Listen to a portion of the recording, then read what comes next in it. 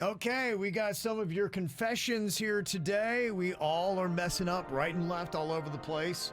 But I do notice that when you admit it, you do make other people feel better because, hey, look, none of us are perfect. I always love to hear people be like, yeah, you know what? I got flaws. I messed this up. I did this wrong. You guys only hear the flaws I have on the air. You should see the ones behind the scenes. Oh, yeah. Wow. Yeah, so this is kind of make everybody feel a little bit better. And you can text them into us anonymously, 877-979-WRMF.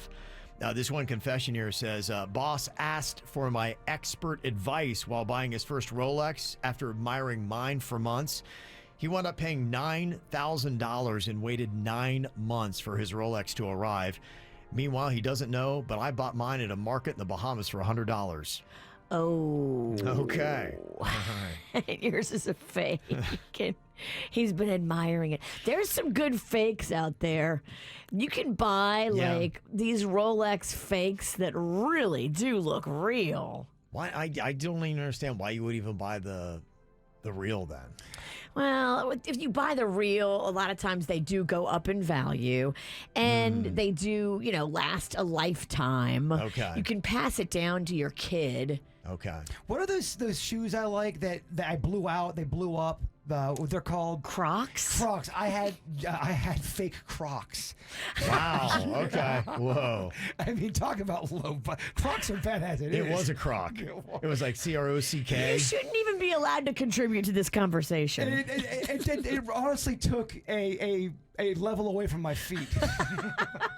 Crocs. One person confessing here, I regularly log into my ex's Netflix and skip episodes so he loses his place. Okay. Oh, that's diabolical. That is, man. That would screw you up.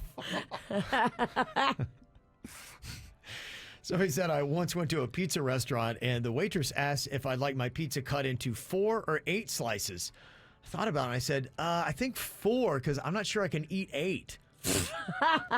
I'm pretty sure that's the dumbest thing I've ever said. Don't be so hard on yourself. Yeah, it's okay. It was quick in the moment. They're throwing math at you.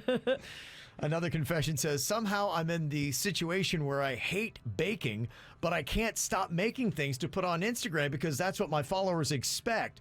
The more I bake, the more followers I seem to attract. It's a never-ending nightmare. Huh. How about that? Okay. She's baking with hatred? Yeah, well, I guess she doesn't like baking, but every time she does, it works, and so she's addicted to those likes and followers on social media. Yeah, they got her hooked. This confession says, my wife looks through my phone thinking I don't know, but since she became addicted to Wordle, I've started solving it early every day and leaving the result up, so it's the first thing you see when you open the phone. She's since stopped looking. Oh, you got the message. So she knew she got caught and didn't want to bring it up? Is that what that means? I think it's like he sabotages her day at Wordle because she sees the answer and everybody's playing the same puzzle. And so it ruins it for her. And so now she won't go to his phone. Her snooping on his phone ruined her joy of Wordle. So clearly Wordle ranks higher than her being able to snoop on his phone. I mean, isn't that exhausting to be in a relationship? You're doing these side fights. They don't mean a hill of beans, and you're all, I'm gonna lie. No, I'm gonna go through the phone. Oh, that sounds like a lot of fun. That's kind of an interesting one. Somebody said, I once read an article about a woman who said yes to anyone who asked her out on a date for a year. So that week after reading it, I committed to it, and a guy asked me out at a bar, and I didn't find him the least bit attractive, but I said yes. We've now been married 7 years, and I've never told him. That's that whole yes man. Remember that movie with Jim Carrey? You wonder, you always hear people say the power of no is great, but the power of yes can lead to some exciting things. Yeah, how about that? She didn't find, she would have said no, like, nah, I'm good.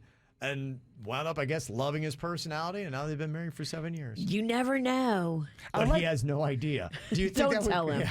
Do not tell him. That is just going to be soul crushing. Take that to the grave. I like those stories where someone wasn't going to do. I was going to sit home, and I wasn't going to go out, and they go out, and something awesome amazing happens. Ridiculous happens. That's an interesting lesson there. This person confessing, they said, my wife and I have lost a ton of weight in the new year. People are always congratulating us on our hard work and saying how great we look. And then they're like, what are you guys doing? Are you dieting? You exercising? And we have lied about it the entire new year. They just don't know we started doing more coke than ever since New Year's Eve, and we've lost a lot of weight. But they're not telling people why.